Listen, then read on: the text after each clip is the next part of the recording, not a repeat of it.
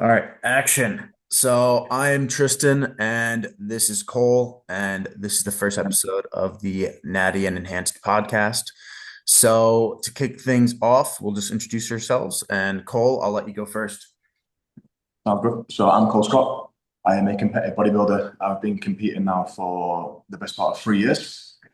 Me and Tristan met in Thailand in Phuket. I used to live there a couple of years ago. And yeah, I'm an online Nice. coach. I focus mainly on online. That is my forte at the moment. I am currently in prep. I'll be going for my pro card in IFBB in September. So yeah, Fuck yeah. We'll have to get a little road to IFBB card series for going. sure, bro. For sure, for sure, for Yes. sure. Awesome. And where are you based now? I am living out in Bali in Indonesia. Bali. Nice. In Canggu or where?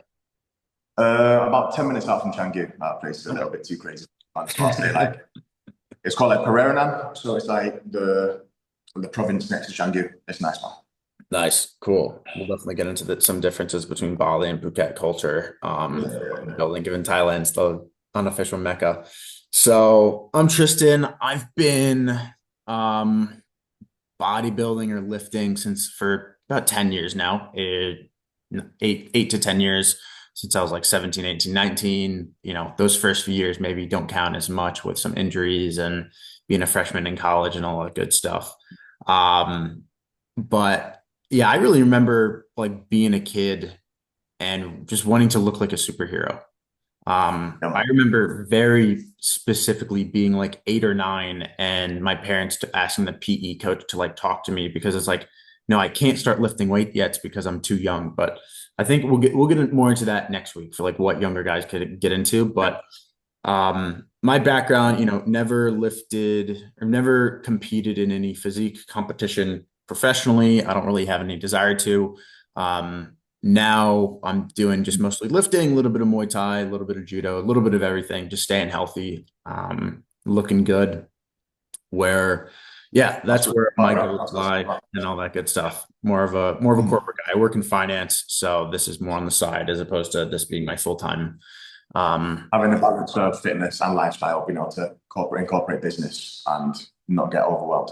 Exactly. Yeah. There's a lot of people where they need to have both. It's where they're not doing this as a full-time lifestyle. So I think we can provide a good lens for both and take some of your lessons where this is what you're doing full-time, For sure. where this is more of a passion for me. And then Mm-hmm. right now, typically Dubai is home base, but for the summer I am in Almaty, Kazakhstan, doing some networking and doing some fun stuff out here to get out of the heat. Are Yes. you there now? Yeah. I'm here now. It is beautiful. It How is feels it? like I gotta convert to Celsius. What was the temperature today?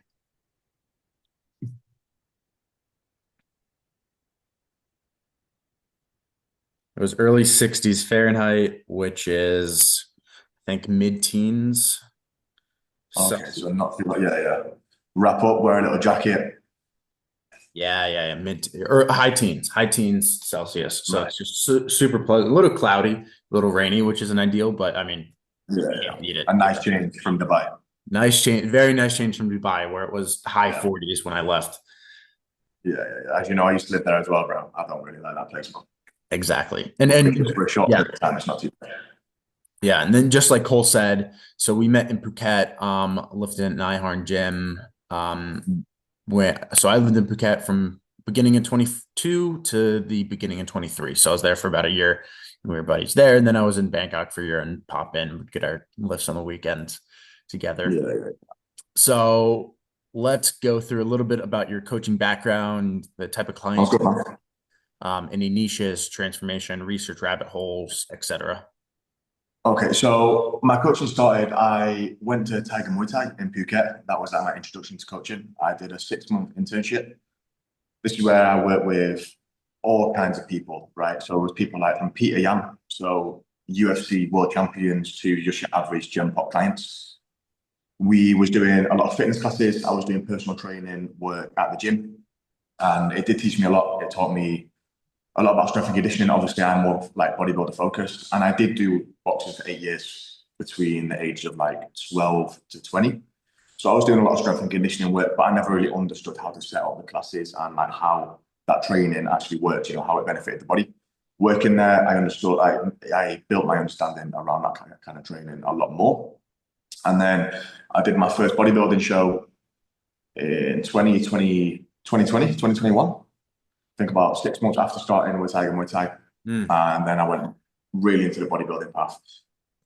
Most of my clients are just gem pop. I work with lifestyle. I don't really want to do any athletes at the moment because they've already found their path. They already understand how to work. They just need optimizations. What I want to do is change people's lives, take Mm. someone that has never been in shape and completely change their life in a matter of 6 months.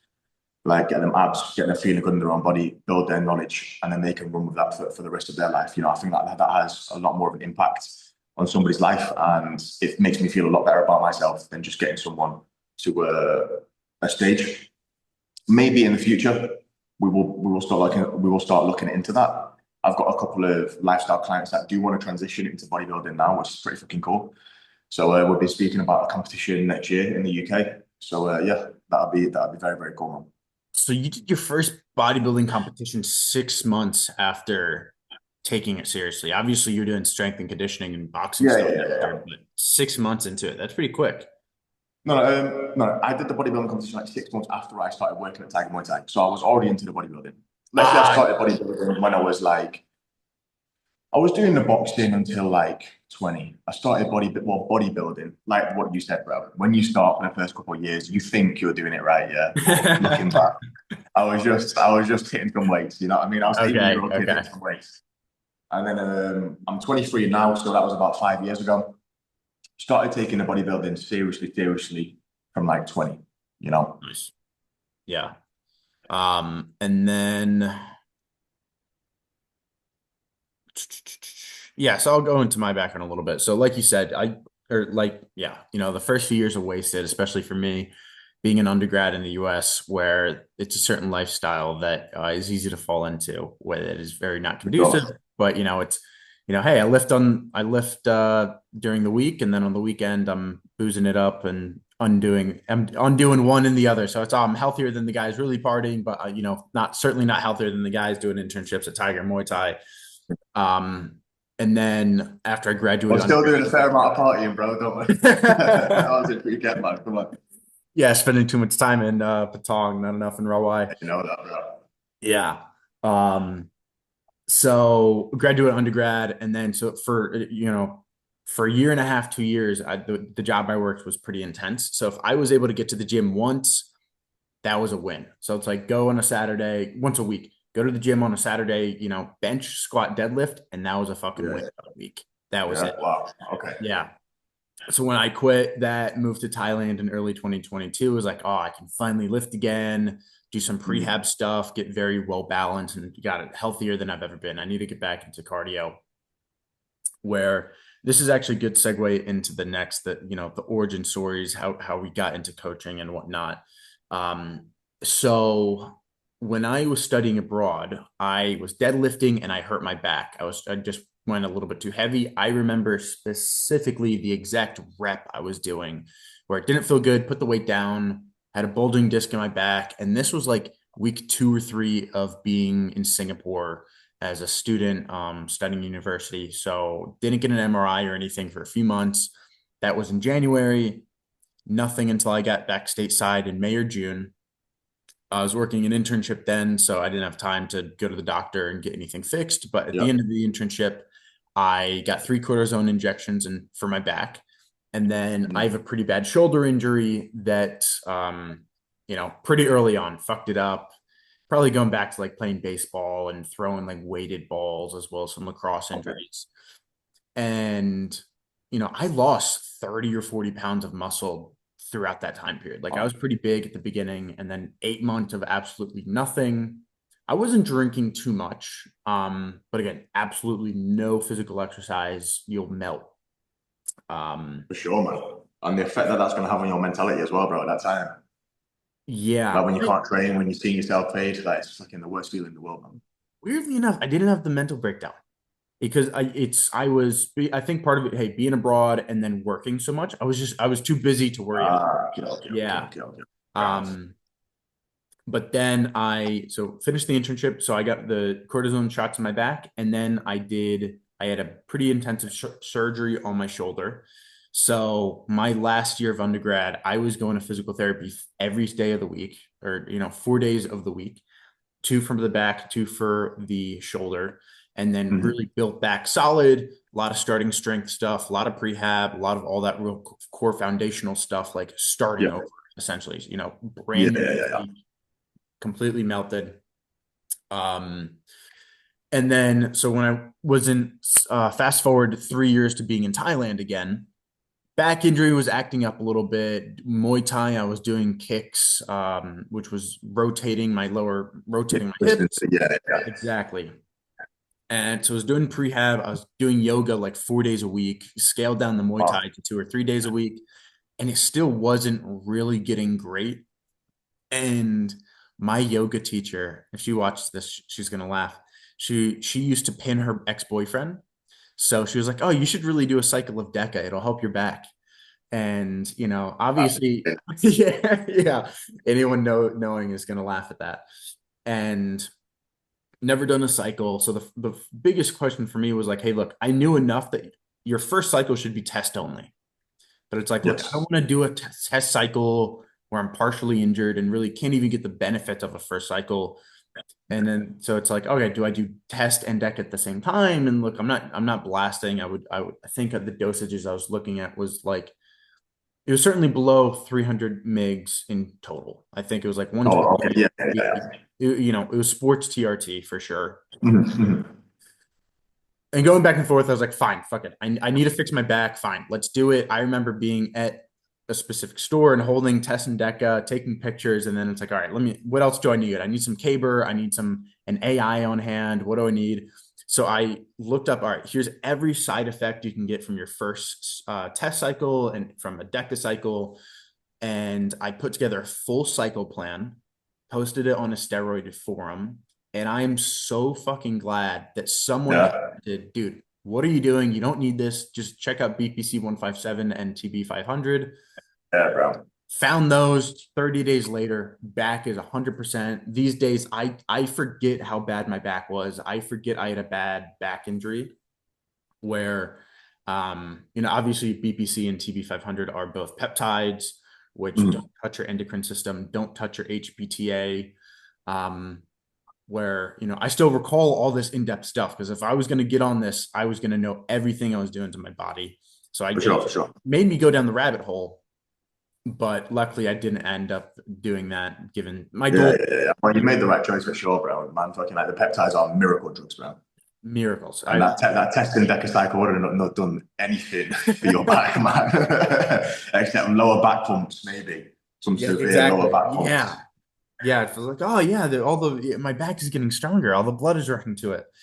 Um, so yeah, that's kind of my origin story of like really going down the PED rabbit hole where I'm natty, at least for the sake of the podcast, where I haven't done the steroid cycle, but almost Yeah, any other PED I've that I feel like I can digest the risk profile of, I've done. I haven't had an issue with that. So that's like kind of my big origin story and a little bit of how we got connected. So I'll let you go if you have any how you got into how you got into coaching, your first cycle, how you okay. got into it, Yeah. any big So how I got takeaways into or, like coaching, when I first like I said, I started taking bodybuilding seriously when I was around 20. This is when I got my first coach. And the benefits that I got from having that first coach was again life changing for me. You know, if I didn't get that coach at the start, I wouldn't be the person that I am today. Mm, So I saw the effect that had it on my life. And when I was young, I was pretty damn overweight when I was a kid. Made me quite self-conscious about my body. And I understand what it feels like to look in the mirror and not feel good about what you see, you know? And that's a horrible feeling, man, especially for a dude. yeah. Like what that does for your confidence, your energy levels, everything. When you're in shape and you're proud of what you see in the mirror, you walk different, you talk different, your energy levels are skyrocketing. Everything in life is better, you know? So I just fell into it, you know, naturally. And Honestly, I think this is the best job in the world, man, and it's a privilege to be able to earn money by helping people change their lives, you know? So yeah, I'm very, very grateful for the place where I'm at right now. And my first cycle was like 250 test. But yeah, if there was one thing where I would change, it would get to be take it later on. I did my first Mm, test cycle when I was 20, so that was okay. way too young to be taking tests. And this was before I got with that coach, you know, so I did this myself.